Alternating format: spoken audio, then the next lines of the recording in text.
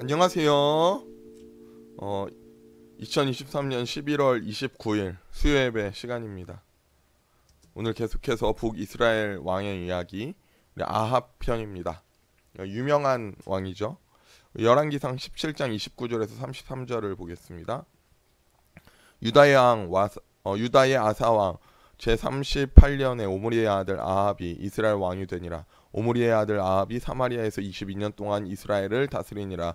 오므리의 아들 아합이 그의 이전의 모든 사람보다 여호와 보시기에 악을 더욱 행하여 느밧의 아들 여로보암의 죄를 따라 행하는 것을 오히려 가볍게 여기며 시돈 사람의 왕 엣바알의 딸 이세벨을 아내로 삼고 가서 바알을 섬겨 예배하고 사마리아에 건축한 바알의 신전 안에 바알을 위하여 제단을 쌓으며 또 아세라상을 만들었으니 그는 그 이전의 이스라엘의 모든 왕보다 심히 이스라엘 하나님 여호와를 노하시게 하였더라.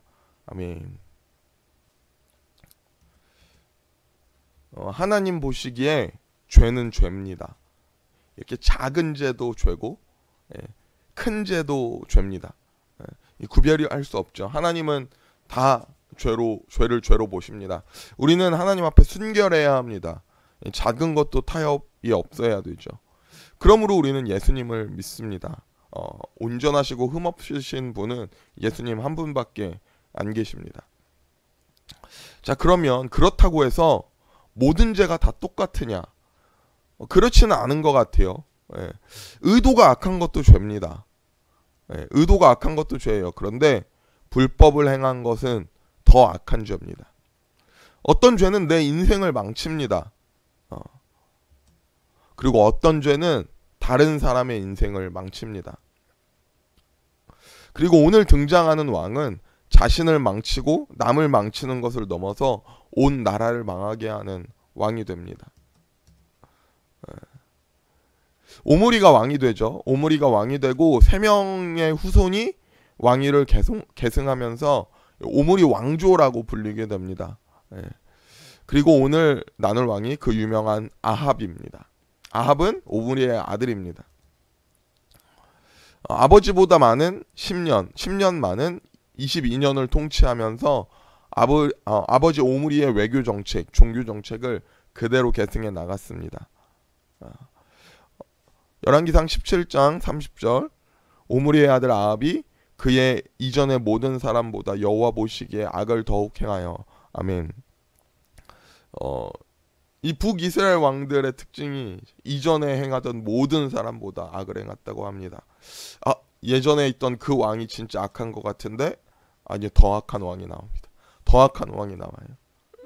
그 북이스라엘 왕들의 죄악의 기준이 여로보암이잖아요. 여로보암처럼 모든 악을 행했다. 아합은 이 여로보암이 비교할 수 없을 정도로 여로보암은 우습게 여길 정도로 범죄한 왕이다라고 성경은 그렇게 기록하고 있습니다. 솔로몬이 아버지 다윗 강력한 군사대국을 이끌었던 아버지 다윗의 후광을 얻어 화려하게 국제 무대에 데뷔한 것처럼 아합은 오므리의 영향력으로 국제 무대에 중요한 인물로 부각됩니다. 전략적으로 페니키아의 공주였던 이세벨과 결혼함으로 국제적인 인물로 부각이 돼요. 이 결혼을 통해 아합은 자신의 정치적인 역량을 발휘하였고 사마리아를 국제적인 도시로 만들게 됩니다. 이 시돈 쪽, 이 페니키아 쪽에 공주였던 이세벨과 결혼하는 거예요. 자, 아합과 이세벨의 결혼의 결과입니다. 첫 번째, 군사적인 차원으로 보면 북왕국과 페니키아의 동맹 형성은 주변 나라의 침략으로부터 북왕국을 방어해주는 견제수단이 됩니다. 이때 함부로 시리아가 침략하지 못해요. 북이스라엘을. 두 번째, 경제적인 차원으로 북왕국과 페니키아 사이의 무역이 활발해지고 그리고 이 해상 쪽의 무역을 할 수 있게 되자 북왕국의 경제가 활성화를 얻을 수 있었습니다. 북왕국이 페니키아 상인들과 국제적인 무역을 하게 되므로 이 내수 경제가 힘을 얻게 되는 거예요. 많은 경제적인 혜택을 받아 부유한 상인 계층이 생겼습니다. 우리나라도 그렇죠. 우리나라도 무역을 통해서 나라가 성장했잖아요. 우리는 물건을 만들어서 파는 이 제조업 강국 아닙니까? 무역이 얼마나 중요한 힘을 가지고 있는지 무엇보다 알고 있잖아요. 예, 무역을 통해서 탄탄한 경제 성장을 이뤄냅니다. 자, 세 번째, 가장 큰 문제죠. 이 종교적 차원의 문제입니다. 이세벨은 시집 올 때 북왕국으로 바알 종교와 바알 종교의 제사장들을 같이 데리고 왔어요. 그리고 아합은 수도 사마리아 성 안에 이세벨을 위해 바알 신전을 건립해 주었습니다. 이건요 굉장히 큰 의미가 있는 사건이에요. 예전에 솔로몬은 성전을 건축하고 법궤를 안치함으로써 예루살렘을 어떻게 만드냐, 하나님의 도시로 만드는 거예요. 하나님의 도시. 무엇보다 성전이 삐까뻔쩍하게 딱 있고요. 그곳에 종교적 중심지로 많은 사람이 모여 하나님을 예배했죠. 이것과 비슷한 의미를 가집니다. 아합은 사마리아를 바알의 도시로 만들어요. 이때 당시 사마리아에서 하나님을 위한 성전터가 발견되지 않았다고 합니다. 사마리아에는 오직 바알 신전만 세워진 거예요. 아합과 이세벨이 결혼함으로 바알 종교가 북왕국의 공식적인 종교가 됩니다. 처음에는 이스라엘 사람들은 여호와 하나님 믿어라, 가나안 사람들은 바알 믿어라, 뭐 이렇게 종교적인 개방 정책을 펼쳤습니다. 그런데 종교적인 공존을 통해 그 본래 의도는 북왕국 안에 있던 사람들을 결합시키고 평화적인 관계로 살아가자, 이렇게 바랬던 게 그들의 의도였던 것 같아요. 아마 이러한 정책은 당연히 가나안 사람들에게 환영을 받았을 겁니다. 오므리가 성공을 해서 나라를 이렇게 키우잖아요. 그런데 이것은 분명히 잘못된 거죠. 이스라엘은 그런 나라가 아닙니다. 이스라엘은 하나님이 다스리시고 하나님이 통치하시는 나라입니다. 그래서 그 이름이 이스라엘 아닙니까? 종교를 뒤섞으려는 종교 혼합 정책은 용서받을 수 없는 큰 죄악입니다. 하나님은 엘리야를 보내셔서 하나님의 뜻을 전합니다. 그리고 목숨 걸고 이제 엘리야는 아합과 이세벨과 싸웁니다. 처음에는 여호와 종교와 바알 종교의 상호 공존을 인정하지만 시간이 흐르면서 점점 여호와 하나님을 믿는 사람들을 박해하고 바알 종교를 장려하는 일을 넘어서 아주 강제하게 됩니다. 처음에는 종교 통합이다, 종교 화합이다, 이렇게 좋게 생각했을 수 있어요. 그런데 나중에 이 엘리야가 등장하고 엘리야가 책망하잖아. 그들은 더 바알 종교를 더 강제하고 더 여호와 종교를 더 박해합니다. 이것은 이스라엘 역사상 엄청난 거예요. 이스라엘 땅에서 하나님을 믿는 사람들이 박해를 당합니다. 그리고 왕과 왕비가 그렇게 하는 거예요. 이세벨이 아합을 뒤로 조종하고 국가에 간섭하는 중요한 간섭을 하는 인물로 등장하고 있는 것을 보면 보통 여자가 아니죠. 열왕기상 21장 25절에 예로부터 아합과 같이 그 자신을 팔아 여호와 앞에서 악을 행한 자가 없음은 그를 그의 아내 이세벨이 충동하였습니다. 결혼이 아합을 망쳤습니다. 결혼이 아합을 더 악하게 만들었습니다. 그리고 아합과 이세벨의 딸 아달랴를 남왕국 여호사밧의 아들 여호람에게 시집을 보냅니다. 이 전략 결혼을 통해 남북 간의 평화 관계는 지속될 수 있게 됩니다. 그런데 어떻게 됩니까? 아달랴 때문에 남왕국 다윗 왕가가 풍비박산이 납니다. 멸망 직전까지 가죠. 이세벨, 아달랴 이 두 모녀 때문에 이스라엘 전체가 크게 흔들리게 됩니다. 자, 이제 하나님의 심판이 이어집니다. 엘리야를 통해 전해진 하나님의 뜻 후에 3년 6개월간 비가 내리지 않습니다. 아합은 이 기근의 원인을 단연 엘리야에게 돌립니다. 열왕기상 18장 17절 엘리야를 볼 때에 아합이 그에게 이르되 이스라엘 괴롭게 하는 자여 너냐, 이렇게 말합니다.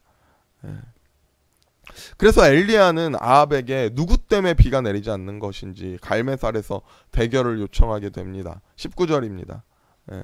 그런즉 온 이스라엘과 이세벨 상에서 먹는 바알 선지자 450명과 아세라 선지자 400명을 갈멜산으로 모아 내게 나오게 하소서. 너무 유명한 대결이죠. 너무 유명한 사건입니다. 갈멜산에서 엘리야 한 명과 바알과 아세라 선지자 850명이 싸우게 됩니다.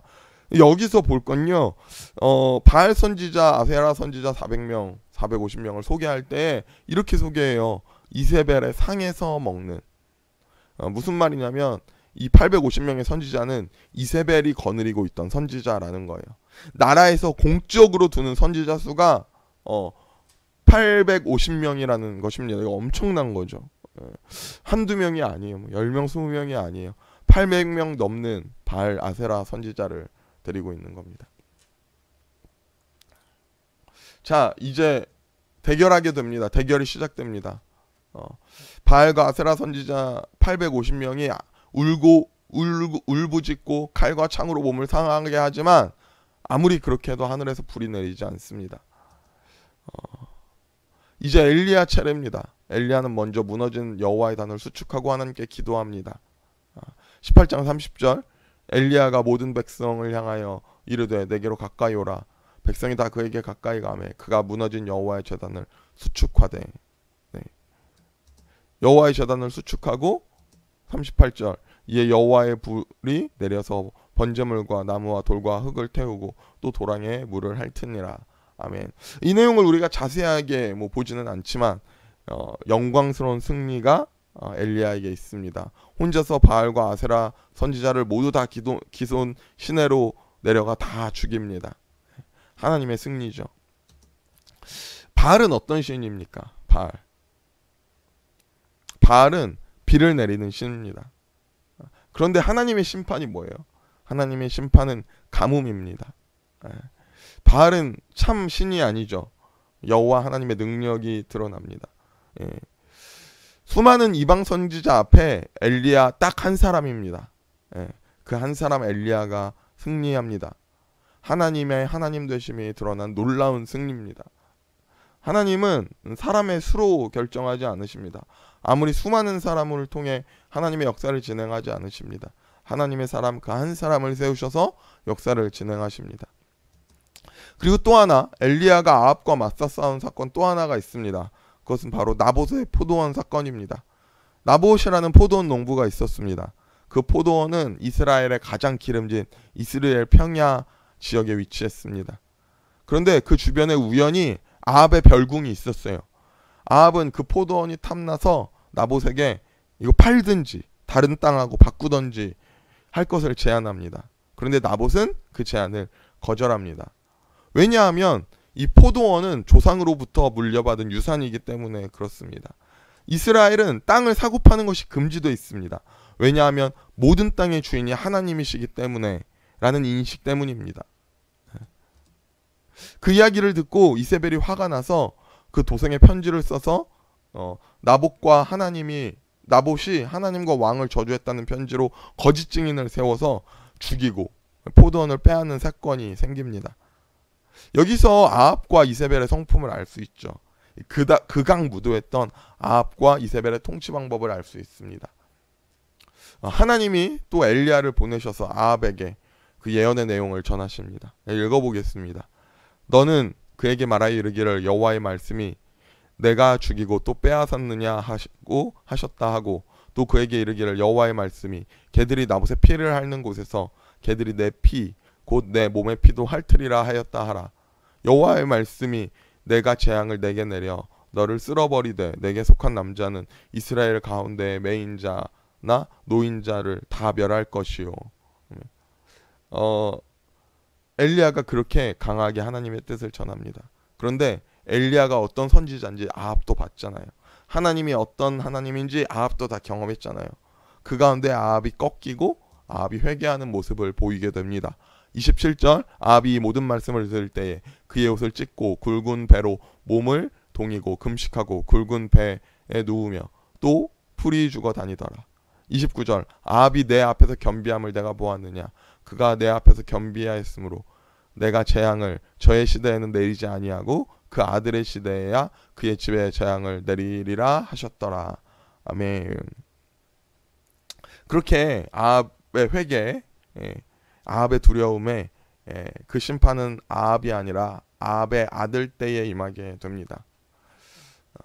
이게 능력의 선지자 한 명을 세운 이 이스라엘의 힘이었죠. 어떻게 아합이 그렇게 꺾일 수 있습니까? 자, 그의 아버지 오므리는 능력 있는 사람이었습니다. 신앙적으로 문제가 많았지만 인간적인 왕의 모습으로는 이스라엘을 부강하게 하고 아주 사람들을 화합시키면서 다른 나라와 평화롭게 지내는 어떻게 보면 능력 있는 왕이었습니다. 만약 이스라엘이 아니라 다른 나라였다고 하면 아주 훌륭한 왕이다 말했을 거예요. 그런데 아들 아합은 어떻습니까? 아들 아합은 아버지와 같은 정책, 비슷한 정책을 썼지만 대놓고 악을 저지릅니다. 종교 개방 정책이 아니라 도리어 이스라엘 여호와 하나님을 믿는 그들을 박해하고 탄압합니다. 강제로 막 바알을 믿게 해요. 억압을 하죠. 그리고 자신이 원하는 것, 이거 거짓된 방법으로 사람 죽이고 자신의 지위로 쉽게 얻으며 그렇게 포악한 일을 저지릅니다. 이것은 하나님께서 이 이스라엘을 가만히 두실 수 없는 것이었습니다. 그 이스라엘은 하나님의 심판에 놓이게 됩니다. 요즘도 이런 말 많이 하죠. 종교의 자유. 좋은 소리 같습니다. 모태신앙 자녀들이 이런 말 가끔 합니다. 내가 부모님이 기독교인이어서 교회 다녀서 내게 종교의 선택의 자유가 없다. 자유가 맞는 것입니까? 종교의 화합 이러면서 다 용인할 수 있습니까? 여러분 자유롭게 선택하시겠습니까? 말이 좋죠. 말이 좋죠. 그러면 여러분 화합이 됩니까? 때로는 타협하면 안 되는 것이 있습니다. 자녀를 키우는데 여러분 가만히 두시겠습니까? 그거 사랑이 아니죠. 하나님을 떠나는 자의 최후는 결국 악의 소굴에서 사는 것입니다. 죄의 속성이 여지없이 다 드러납니다. 작은 타협에서 시작된 것이 점점 크게 되어 악하게 열매가 맺어집니다. 이제 나중에 대놓고 악을 행해도 걷잡을 수 없습니다. 얼마나 큰 악을 행합니까? 오늘 본문의 아합이 이제 하나님의 심판 아래에 서게 되는 거죠. 여러분 우리의 예배 생활, 우리의 여러 가지 선택, 우리 삶에서 감당하는 것들 우리가 돌아보며 우리가 타협 없이 믿음으로 감당하기를 소원합니다. 나중에 걷잡을 수 없이 커지면 그 심판 감당할 수 없습니다. 우리가 일찍 이 하나님 앞에 돌아와 무릎 꿇고 회개하며 그렇게 믿음으로 살아가기를 소원합니다. 자, 오늘은 여기까지입니다. 제가 기도하고 마치겠습니다. 사랑의 하나님 감사합니다. 크게 범죄했던 아합의 모습입니다. 이세벨과의 정략 결혼이 좋아 보이지만 그에게 가져다던 이익이 많지만 그것으로 통해 악한 일을 벌였던 그 모습이며 또 하나님의 심판 아래 놓여있던 그 모습을 우리가 기억하게 됩니다. 좀 우리의 선택이 하나님께 붙잡힌 선택 되게 하여 주시옵소서. 내 배를 채우지만 좀 내게 좋은 것을 주는 것 같지만 내게 유익을 주는 것 같지만 그것이 나에게 이로움을 주지 못합니다. 그것이 나를 더욱더 범죄하게 하고 악하게 합니다. 하나님 우리에게 하나님이 원하시는 하나님의 뜻대로 이루시는 선택을 할 수 있도록 우리에게 믿음을 주시옵소서. 감사하며 예수님의 이름으로 기도드렸습니다. 아멘. 우리 감사합니다. 우리 다음 시간에 만나겠습니다.